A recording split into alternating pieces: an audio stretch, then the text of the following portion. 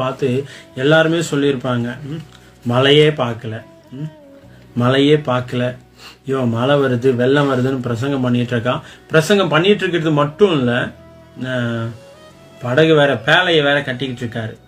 ஏன் சம்டைம்ஸ் அவங்க ஃபேமிலியும் என்ன இவருக்கு ஏதாவது ஆயிடுச்சா அப்படின்னு யோசிச்சிருக்கலாம்.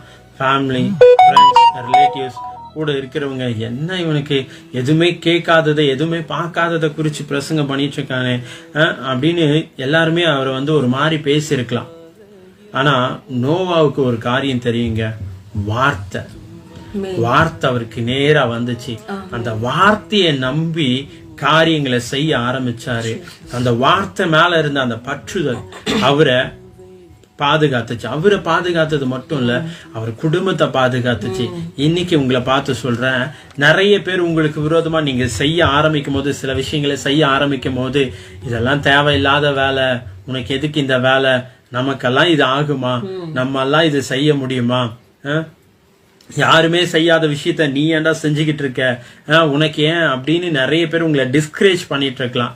அதனால நீங்க பயத்துல இந்த வார்த்தையை கேட்டுட்டு இருக்கலாம். இது நமக்கு நடக்குமா, இது ஆண்டவர் தான் பேசினாரா, இதை செஞ்சா ஓகே ஆகுமா, இந்த பிசினஸ் நம்ம செய்யலாமா, இந்த மினிஸ்ட்ரியை நம்ம ஆரம்பிக்கலாமா, இந்த இடத்துல நம்ம வேலைக்கு போலாமா அப்படின்னு நிறைய யோசனைகளோடு இந்த வார்த்தையை நீங்க கேட்டுட்டு இருக்கலாம். சில வித பயத்தோடு இந்த வார்த்தையை நீங்க கேட்டுட்டு இருக்கலாம்.